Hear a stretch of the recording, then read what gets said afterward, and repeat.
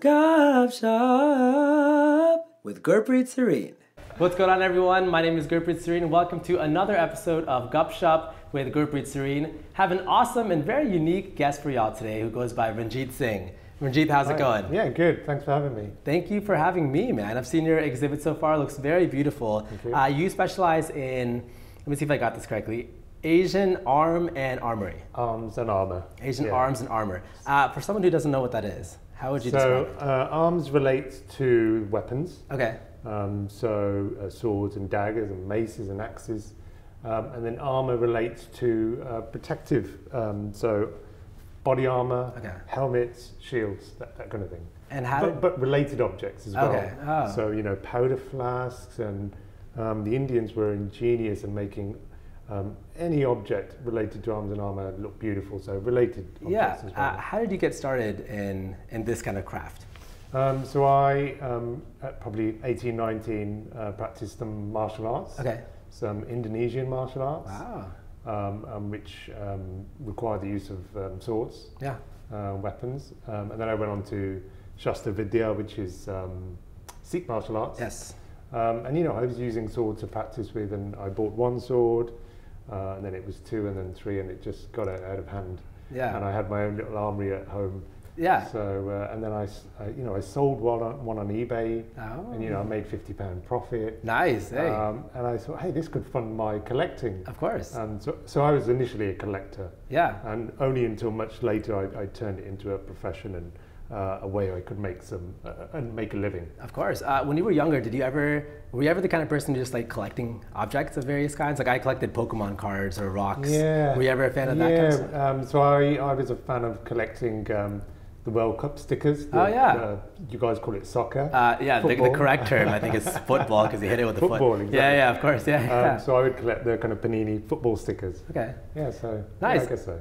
Who's your favorite current day football player? Not a huge football follower. Okay. I'm quite passionate about the England football team. Oh yeah. So me and my son watched the World Cup, and I've got bad memories of England losing several times when I was younger, and so me and my son went through the same experience. So there was a few tears. Of course, I'm from the United States, which, to be honest, we haven't made it. A couple years ago, we made it very far. I think you did, Yeah, we were very good. But anyway, answer to your question. Yes. Not current, but previous Gary Lineker, who was a famous England striker. Yeah. And now a TV pundit. The question is usually if it's Ronaldo or Messi, right? As like the two main ones. No. It doesn't care about either of them, right? They don't care about us either. So, okay, so you got started early in collecting, and you were involved in martial arts itself. Do you still practice martial arts? No, I call myself retired from martial arts. So I still kind of in touch with friends who still practice, and you know. I don't think you ever completely lose it. Sure. You know, because it's like a muscle memory. Yeah, of course. But I don't practice. But I, you know, I had to switch to and put all my efforts into doing what I do. So it was one or the other for me. Makes sense. And you grew up in London, correct, or England? No, I was born in Birmingham, which is the UK's second city. Okay. And I now live in Coventry, which is just south of Birmingham. Gotcha. So do you think that your passion for martial arts or collecting began in the like England, UK area where there might be sort of like a big community for that kind of stuff, or how was it developed? I had a friend, a local friend, my best friend at the time, Sundar Singh. Hello Sundar, if you're still around somewhere. How you doing? And he was a practitioner, and we kind of got into it together. Nice. And then, you know, you just develop and find new things. Of course. So you talked about collecting these items. Do you have a particular favorite item that you like the most, or something that catches your eye and you're immediately drawn to it? Tastes change. Yeah. And also my relationship with my clients influenced me, informed me. So I had a very early client by the name of Roy Elvis, who is a very senior collector, has been collecting for 40 years. Yeah. And I met him quite early on in my collecting, and he specializes in South Indian arms and armor, which is very specific. And the South Indians love to use the steel, chiseled steel. They're not a big fan of rubies and emeralds and gold like the North Indians, the Rajputs, the Sikhs, the Mughals. They like quite clean materials. So he informed me. So you know, I kind of developed loving that stuff. But then things change, you know, and as you can see behind us, we've got kind of Chinese. Flamboyant Chinese material. It's very cool. So, although you know, Indian is my first passion, and the majority of what I do is Indian. Right. I love Chinese and things from Tibet. So. Do you ever rock any of these items yourself? Like you obviously collect a lot of these items, but does Runjeet Singh ever walk around wearing the flamboyant Chinese stuff just to see how you look, or maybe not for Halloween, but I wouldn't admit it on camera. But maybe. So yes, the answer is yes. That's awesome. You also have exhibits, I think on your website you said 3 times a year in Paris. Aircon's just how's the sound? You're good? Is that going to be okay? It's really loud. All right, so we're going to have to talk even louder maybe then. Okay. What do you think you can do about that? All right, let's just talk louder. Okay. All right, so we got more excited now. All right, cool. I'm English, I don't speak loud. I'll try. I noticed that immediately. Yeah, you're very like a polite sort of. I'll try. Yeah, of course. So you have exhibits in Paris, New York, and London. How long have you been doing these worldwide exhibits? So I kind of professionalized myself. And kind of came away from. There is a core arms and armor community. Okay. Who I still love. You know, I'm still very much in touch with. Yeah. I've got great friends, and you know, people I consider almost family. Of course. But I kind of, it's gone. Nice. So I kind of wanted to reach out to the art market. Okay. I thought that was where my future was. So I've been doing that for since 2015. Nice. Yeah. So my first exhibition was. In the St James area, which is quite a well-known art district of central London. Yeah. So that was 2015. And, wow. How do you think your exhibitions have evolved over time? Like when you first started off to maybe where you are now? Yeah. So the first exhibition was an introduction to the art market, to people. Yeah. And you know, I showed a broad range of things because I wanted to show my diversity to, you know, the art market. Sure. And you got to remember, a lot of these people have never seen arms and armor. They collect, for example, Indian paintings. Of course. Miniature paintings, sure, which depict arms and armor, but have never actually seen or held the Loire or Qatar. Of course, yeah. But they own the paintings with those things depicted. So I wanted to show a breadth. And more recently, I've narrowed in. So in November last year, I did an exhibition entitled The Goddess, Arms and Armor of the Rajputs. So I kind of was happy to, even though I do deal in Chinese, Tibetan, South Asian material in general, I was happy to focus in and just show Rajput items. And it was very successful, and it allowed me to be able to learn about not just the objects, the culture and the traditions. About those people. That is incredible. Do you also, I know that you do consultancy, and I guess you might help with things like curation and then helping with museums understanding specific kinds of arms and armor. Do you ever watch films, movies that depict arms and armor and you're like, this is not the correct time period, or this is very wrong? Yeah. There's me and the kids were watching Indiana Jones, Temple of Doom. Oh yeah. And there's a scene where Indiana Jones is being crept up upon by, you know, a thuggy, you know, a bad guy. And he's holding the knife with the edge the wrong way. And I was just like, what are you doing? These are the things that you think about. Like that. Yeah, these are the things you think about because you know you're an expert in that market. That's crazy.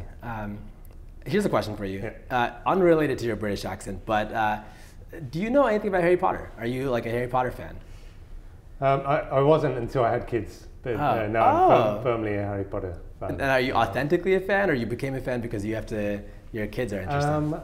I don't know, they converted me, I guess. Congratulations. Welcome to the dark side. Yeah. That's awesome. How old are your kids? So Basant is 7. Okay. And Basant Singh. And Ilahi Kaur is she's going to kill me that I'm hesitating. 12. Oh, nice. Beautiful names. So, yeah. And by the way, we're big fans of you. Tell them I said thank you. I appreciate that. No, in fact, let me get your autograph. Oh, this is what? Yeah, no. This is American a GupShup first, not planned. American Idol reached the UK and we loved it. I appreciate that. Oh my God. So I did not pay him. The kids are big fans. Can you just make it out to Runjeet Singh? Of course. And it's RUNJEET Singh. Yeah, it's for the kids. My handwriting is really bad. Keep rocking. I'm gonna draw a khanda because I can. Yeah, don't give up the day job. Yeah. Joke's on you. This is a pleasure. I don't know what else to say. Well, fantastic. Thank you. I will get yours. I'm sure it's going to be worth a lot of money in the future. Yeah, like 300 years in the future, when the aliens come down and they see this episode, they're like, "Who is this guy?" This is awesome.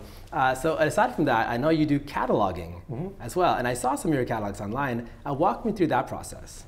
So yeah, it's a good question. So previously, I've been selling great pieces, and once in a while, a masterpiece. In my opinion, and I'd put it online and on my website, and it'd go off to a collector, and put it in a drawer maybe, and it's kind of hidden away from the public. Okay. So the reason I started doing catalogs was to record these moments, these discoveries. Oh. So they're there, and it's kind of my legacy, and so that was kind of the reason. And it gives me a chance when you write, when you catalogue. You learn. Well, I do anyway. Yeah. That's the best time I find. That's when I learn the most. So yeah, it's a chance for me to record what I do, and when I walk into an institution like the Metropolitan Museum and I see the catalogue on the shelf in the library, that's such satisfaction. Of course. Such job satisfaction. That's great. I love what I do. If I haven't made that clear. Yeah, and you have, and the whole purpose of this show is to talk to people that are doing really cool things that they're passionate about. So again, very excited to have you. When you catalog, you said that you do a lot of research on these different arms and armory. What websites do you go to do? Because someone like me would say, okay, Google or Wikipedia, but how do you filter through these and figure out the most, I guess, proper sources? Yeah, so I have quite an extensive library. I'm a bit of a kind of a book nut, so I collect books. Yeah. So my kind of shelves are all falling down at home. Nice. So many books on them. And a lot of this material, it's old research and books published in the early 1900s. Okay. So a lot of it is not digitized online. Yeah. So I've got a great library.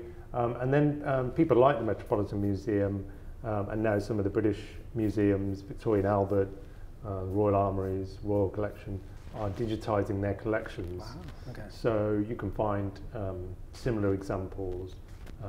Provenance is key. So if I'm saying this shield is 18th century made here, how do I know that? If I can find one in a museum that was collected by an English collector or an American collector in 1920 from that place, or gifted to him by Maharaja of such and such, then we can start putting the clues together, and then we can say, yes, this is this, I'm sure of it. Of course, that's so cool.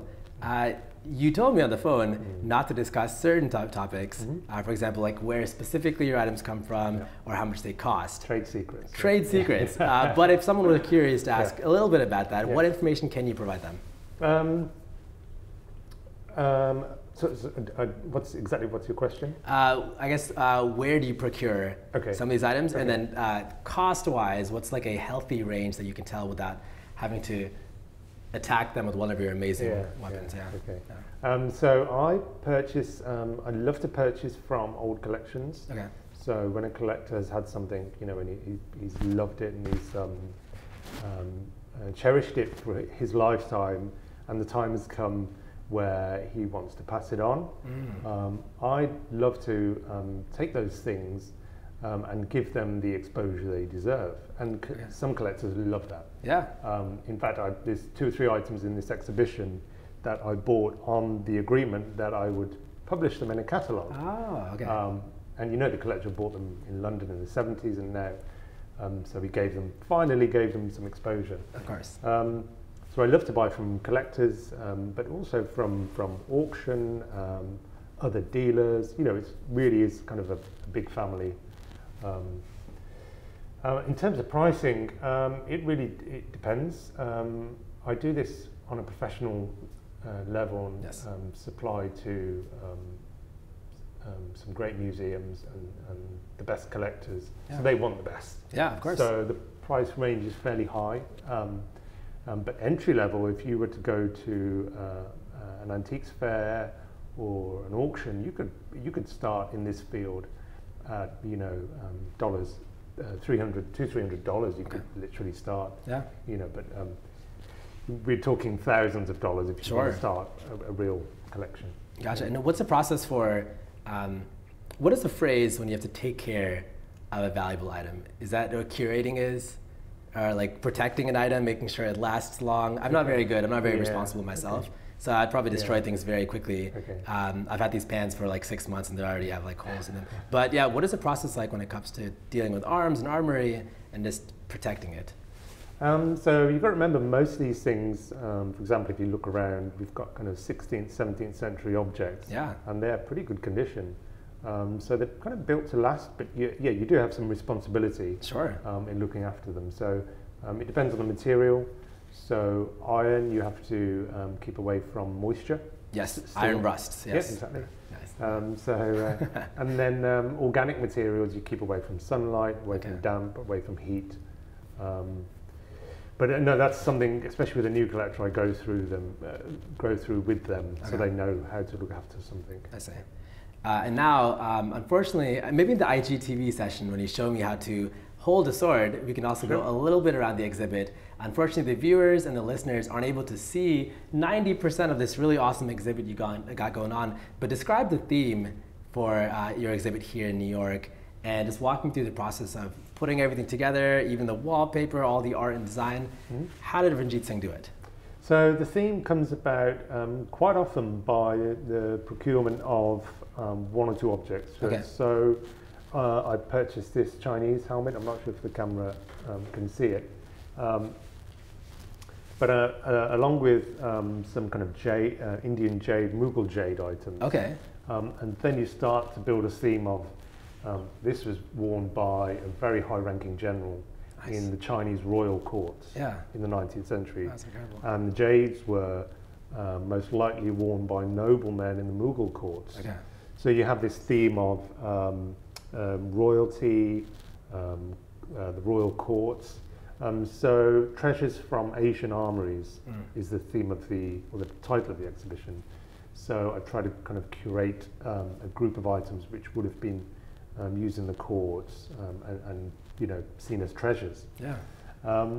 And I always like to display them in a different way and show them in a different light, and it allows collectors to see the object and how they could show it. So we've created some artworks, and the artwork's created by Dorian Guo, who's a Chinese living in Paris, Chinese man living in Paris. Yeah. And he's a really talented artist and interior designer. Wow. And we met in an exhibition in September, and it was the first time he'd seen Arms and Armour, and he fell in love with the kind of almost feminine decoration to these really masculine objects. Sure, sure. And he created the art which is the backdrop of this exhibition. I will say, when I first walked in, I saw how it's very peaceful. Okay, yeah. Right, it's got this nice, like, serene, sort of peaceful environment. And like you said, the juxtaposition of having some of these like arms and armory combined with like the subtle notes of like blues and the cool colors. Yeah. It's very nice. Do you also put music in the background for your actual exhibition, or is it more just quiet and people are to themselves focusing on this artwork? Music's a tough one. I have, and I do sometimes. You have to get the music right, because if you get it wrong, and it's kind of Indian style music in the background, it can sound a little bit like an Indian restaurant. Yeah. Oh my God. I do not want to do. Yeah. Of course. So you have to get it spot on. So. Yeah. So you don't want Indian. Yeah. Then people are gonna start ordering like samosa chaat. Exactly. And then if you do like elevator music, then people are like zoning out. Okay. So. Are you going to be do you have music for this current exhibition? Or? No. No. Okay. No, I'm comfortable. You know, maybe it's becoming because I'm more comfortable in the space. I feel I don't need the music. Okay. But at first, yeah, I did try to put music there, but no, I don't think it's necessary. Fair enough. So I would love to publish this episode before the 22nd, because I know that's the last day of this exhibit. So walk me through, someone comes in, are you usually sitting there like, greetings, welcome to my exhibit. I got an accent and I clearly know what I'm talking about. Or are you like saying they're greeting them? Do they come up to you? How does that whole process work? So I'm here with an assistant, very highly qualified young lady from Paris, Marina Vialon. And she is a specialist in arms and armour, but she's helping me for the duration. So generally, one of us will be there to guide people through. Everything is labelled. So there's labels explaining what the object is, of course, where it's from, and the date range, or the specific date. And we've got catalogues so somebody can walk through with the catalogue as a guide. But I do like to meet with people and speak to people. Of course. You know, that's one of the great things about doing a public exhibition is meeting new people and then telling them about it and pointing out things they may miss. For example, the wallpaper on the wall. Right. People have thought that it is part of the gallery, but it's, that's what I thought. We installed it, and there's a meaning and a reason behind it. Of course. What is the most memorable interaction that someone has had when they look at your exhibit, and then you're just blown away and like, yes, this is why I do this. This is like just encouraging you to continue with this. One story, not quite what you're asking, but quite often I get some crazy English collector come in, and they're typically about 75 years old. And they were in India in the 60s and 70s. Sure. Eccentrics. Yes. And you know, they come up and say, you know, oh yes, I remember this piece. I smuggled it from India in the 1970s. And you think, oh God, thank you, Bob. Smuggled it. But you know, it's their way of saying, you know, they bought it in India and they brought it back. So yeah, no, you meet some real characters, especially in the art world. You know, which is one of the reasons I came away from the generic kind of typical arms and armour field and started presenting to the art world. Sure. It's full of these amazing characters. Of course. So that's a real pleasure when you get to meet these guys. I can imagine. And speaking of characters, that was a really cool accent you did there. So I'm going to speak in about 20 years' time. I love it. Like, it's brilliant. I know there's a lot of different dialects in like the English or British accent. What is your current dialect? I'm fascinated with the British accent. My current dialect? Yes. Okay.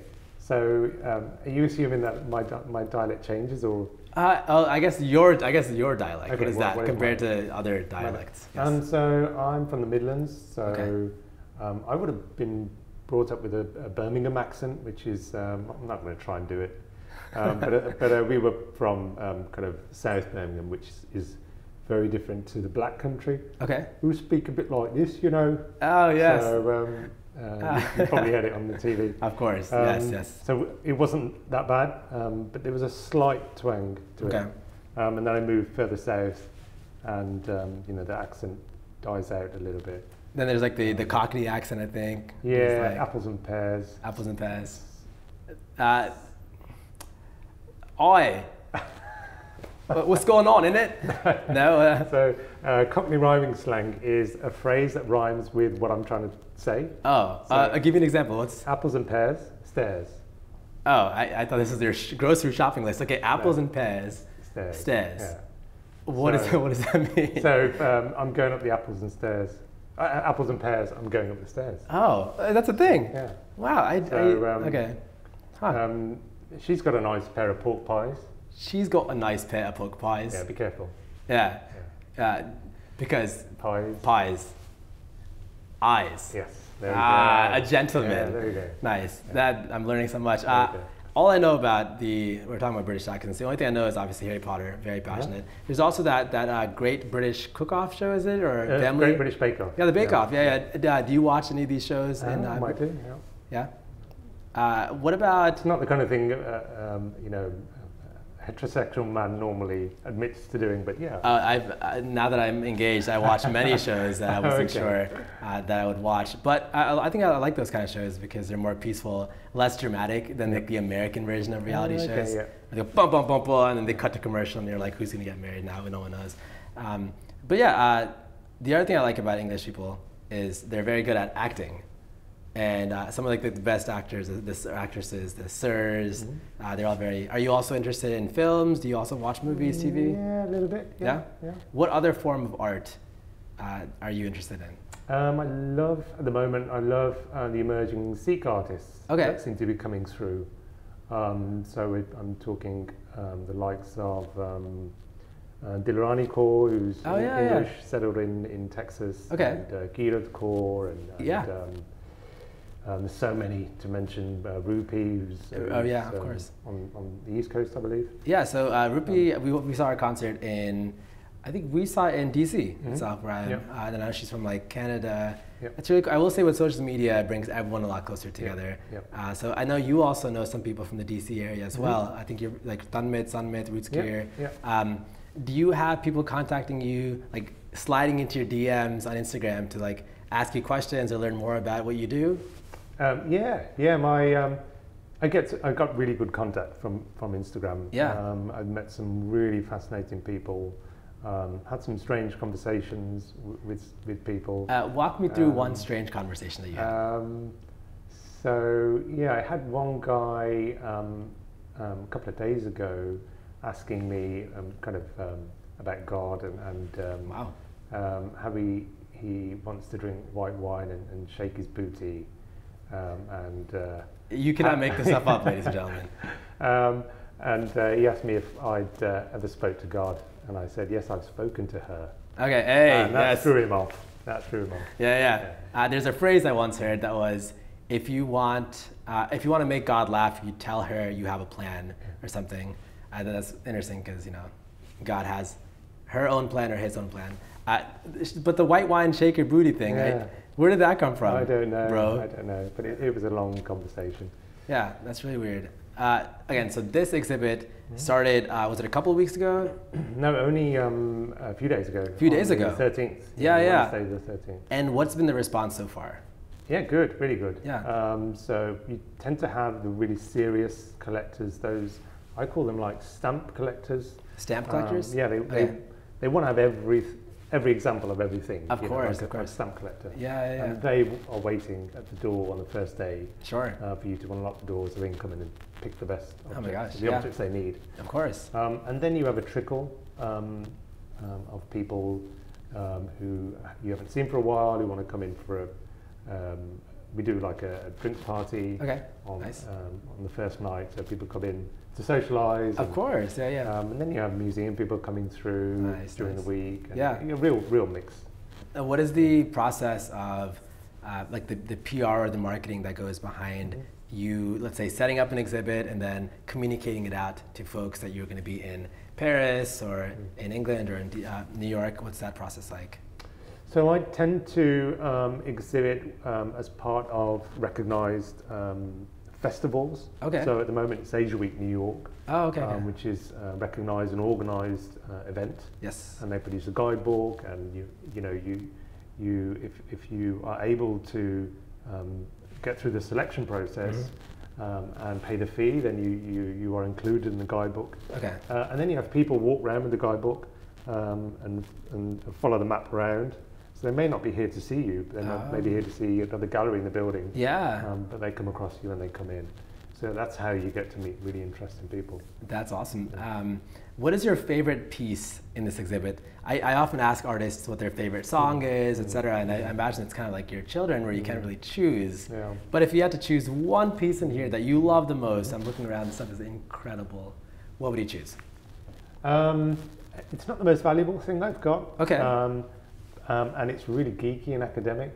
I love it. Perfect. But there's a shield just behind you there. And it's a leather shield carved with geometric patterns. Oh my gosh. And when I bought it, I kind of knew it was early. So I guess 17th century, 18th century. Okay. And then what I did, I had to go through my books and find the pattern.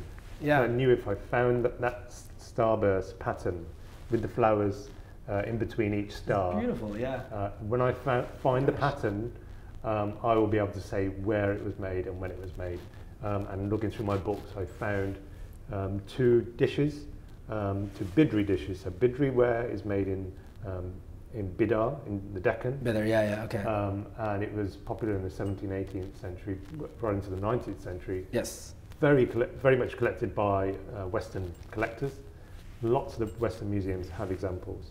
And I found the pattern in a dish in LACMA, Los Angeles County Museum of Arts. Wow. With the exact starburst, with the flowers in between. Same pattern, yeah. Yeah, so then I could say this shield is 17th to 18th century Bidar. Yeah. And again, that's fulfillment. You know, I've managed to do some research and find something and confirmed it. Yeah, you're like looking at a piece of history and then like putting the puzzles together.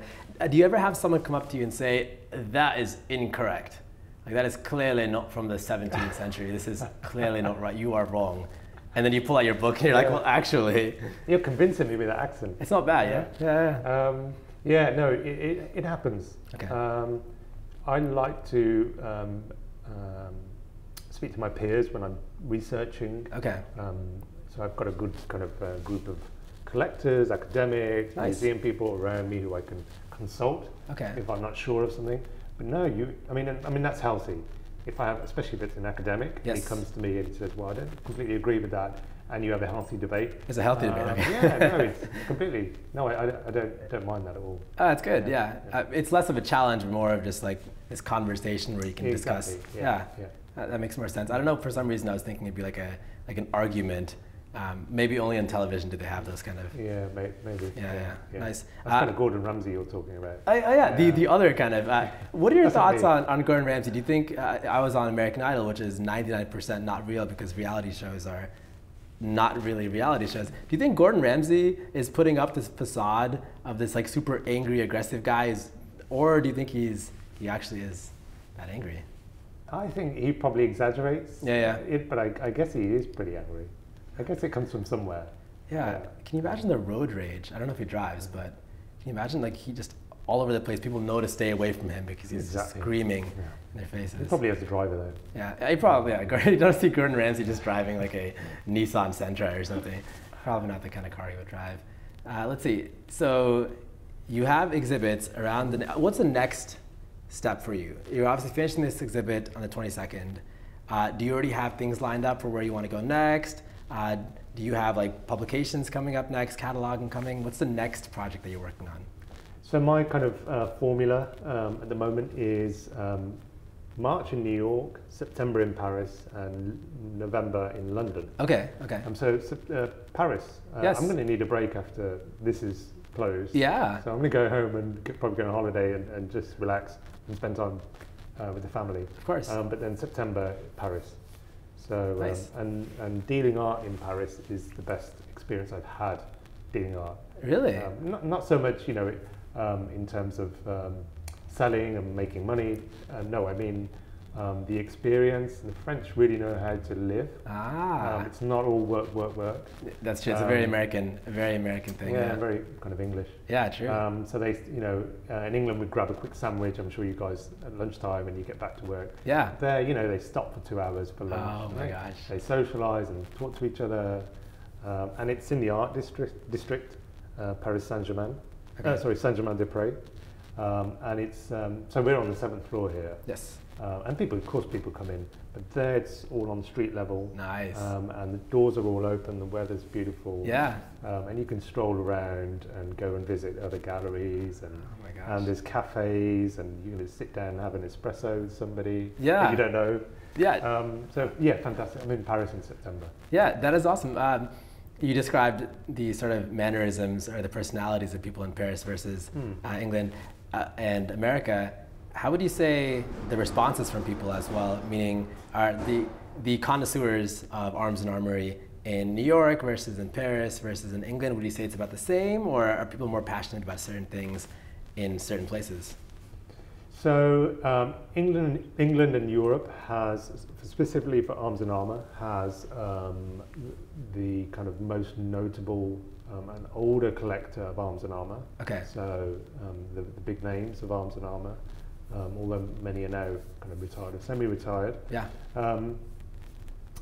Whereas America has, yes, it has 2 or 3 great collectors of Asian arms and armour. Okay. It's more, I find, art collectors, general art collectors, who collect Indian paintings or Indian sculpture or Chinese art, and they want a Chinese helmet or they want an Indian sword to put on the wall next to their Indian painting in a Manhattan apartment. Okay. So I think that's the difference. Yeah, and you mentioned grabbing an espresso in somewhere in Paris. Yeah. Do you travel a lot as well, just for fun, like passion traveling? This is fun for me. Yeah. So any traveling I do generally is related to my work. That's awesome. I go on holiday with the kids and what have you. Yeah. But most of the traveling I do is for work. What is your favorite part of New York? Geographically, you mean? Let's hear geographically, and then let's hear what you enjoy doing here for fun when you're here for work, but then you want to step out and hang out.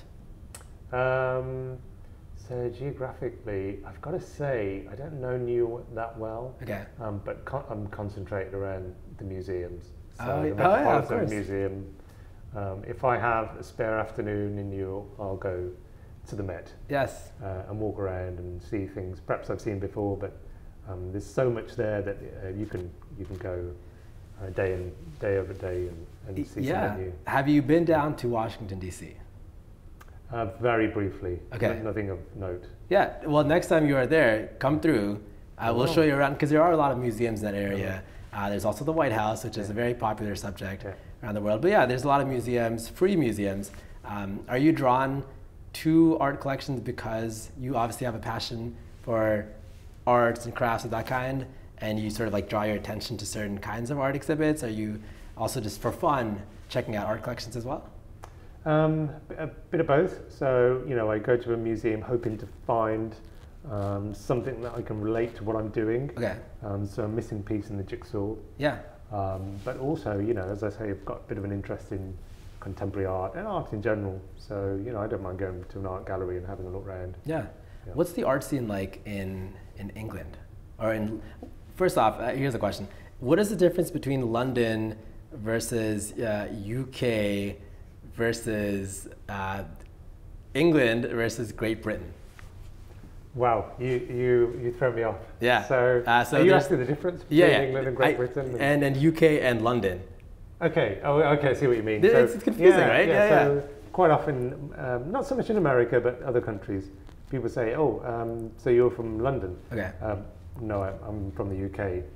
I don't live in London. But no, that's London. Yes. No, London is a city in England. Yes. And England is part of the United Kingdom, along with Northern Ireland, Scotland, and Wales. Okay. So London. I am not as ignorant as I seem.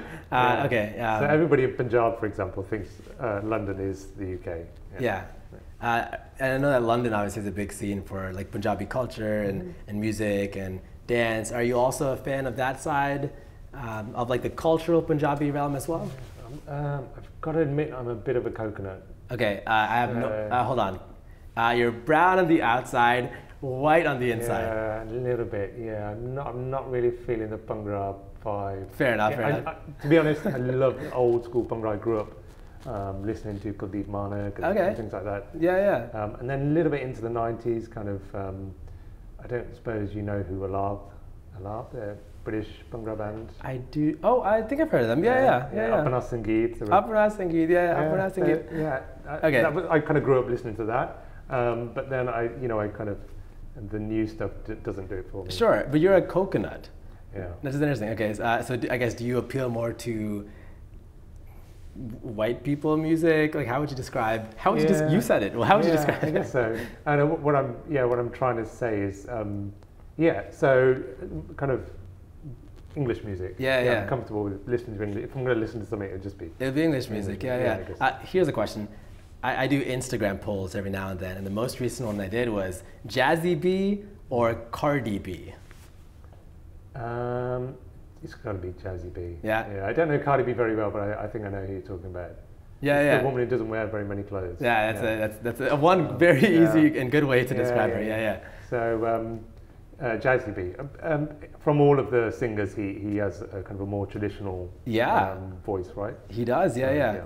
And I'm not a big fan of his over-the-top jewelry. He's a pretty wild hairstyles. He's a pretty wild guy. He still rocks the Kunda chain. I will say we saw some like Punjabi music performances on YouTube, and a lot of these singers don't sing live. But Jazzy B, he was singing live, and he's a very powerful voice. I agree. And he's still rocking that hairstyle. Yeah, it's a very good look. Power to him. Yeah, I agree. Power to him. We're gonna wrap up the interview. I know you have at 11 o'clock people coming in, doors open, and you had to show them this amazing stuff. Where can people find you and learn more about you and your passion and all the cool stuff that you're working on?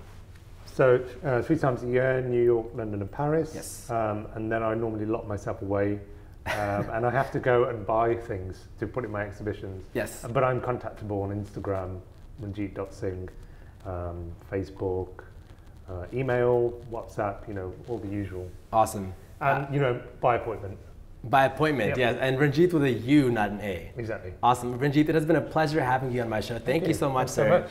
Been a pleasure. Everyone, thank you for joining in GupShup with Gurpreet Sarin. I will see you again next Wednesday. Take it easy.